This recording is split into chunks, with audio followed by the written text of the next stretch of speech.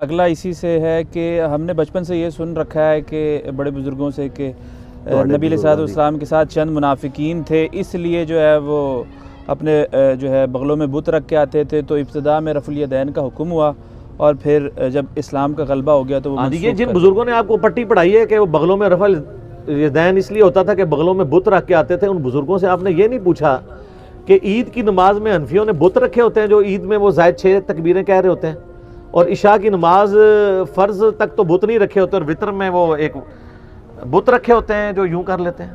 اور دوسرا یہاں پہ آپ بت رکھ بھی لیں پوری نماز میں گر نہیں سکتا، ایسی ایکٹنگ سے بھی نماز پڑھی جا سکتی ہے، کہانی ہے. اچھا جب میں نے یہ ان کو بتایا نا کہانی ہے تو یہ کہتے ہیں ہم نے تو کبھی نہیں کہا. تو یہ کون کہہ سکتا ہے؟ یہ پبلک کو کہانی کس نے کرائی ہے؟ کئی سال پہلے کی بات ہے، میں یہ اکیڈمی سے سیڑھیاں اتر کے باہر جا رہا ہوں تو ایک بھائی نے مجھے روک لیا کہ جی یہ مجھے بتائیں کہ یہ رفع الیدین کے اوپر ہمیں یہ حنفی کہتے ہیں یہ منسوخ ہو گیا ہے اور آپ کہتے ہیں. میں نے کہا میں کیا کہتا ہوں، کتابوں میں لکھا ہوا ہے، بخاری مسلم پڑھ لیں نماز کا طریقہ. وہاں ایک بندہ جو پوڈری تھا، وہ نشے کی حالت میں یا درمیانی حالت میں تھا، وہ بتا رہا تھا کانفیڈنس لیول اس کا یہ کہتا جی مولانا میں انہوں نے دسنا مسئلہ کیا ہے، وہ بت رکھ کے آندے سن تا رفع الیدین ہوندا سی. تو اس کو کسی رحمت اللہ علیہ نہیں سکھایا نا.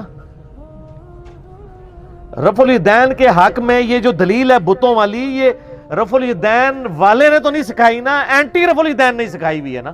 اب یہ منکر ہو گئے. میں نے خیر اس کی تسلی سے بات سن لی. میں نے کہا میرے بھائی یہ میں اب اس کو کہتا کہ بخاری مسلم میں لکھا ہے، اس بیچارے کو کیا پتا. میں نے کہا آپ عید کی نماز پڑھتے ہو؟ پڑھتے ہی شاید عید کی ہو. کہتا جی ہاں جی. تو میں نے کہا اس میں تو بار بار یوں نہیں کرتے. آہو جی یہ تو میں کدے سوچیا ہی نہیں. میں کہا مولوی کو پوچھ کے آنا ہے کہ اس داڑے بت رکھے ہوندے نے تسی. بالکل کہانی ہے اور یہ بالکل جھوٹ ہے. مجھے بتائیں وہ مسلمان جن میں سیدنا علی ابن ابی طالب، سیدنا حمزہ ابن عبد المطلب اور سیدنا عمر فاروق رضی اللہ عنہم اجمعین وعلیہم السلام اجمعین جیسے دبنگ صحابہ موجود ہوں، وہاں کسی منافق کی جرأت ہے کہ بت رکھ کے پیچھے کھڑا ہو؟ اور منافق تو ڈرتے تھے ان لوگوں سے.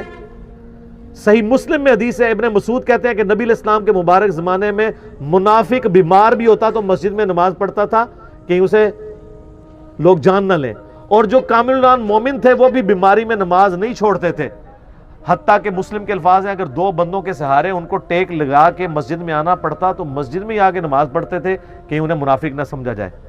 تو اس گھٹن کے ماحول میں، شیطان کے لیے جو گھٹن کا ماحول ہے اور ایمان والا ماحول، کسی کی جرأت ہے کہ وہ بت رکھ کے آئے جہاں پہ بیمار بندہ بھی مسجد میں نماز پڑھ رہا ہے کہ لوگ منافق نہ سمجھ لیں، تو وہاں پہ منافق بت رکھ کے نماز پڑھتے ہوں گے. بڑی کہانی کرائی جے پڑھے گئے ہو نا. پرانی کہانیاں، پرانے بزرگ، پرانے فرقے رحمت اللہ علیہ انا للہ مر مرگے سارے سر. اے پرانی گلاں کو نویں گلاں لے آؤ، سب ختم ہو گئی ہیں.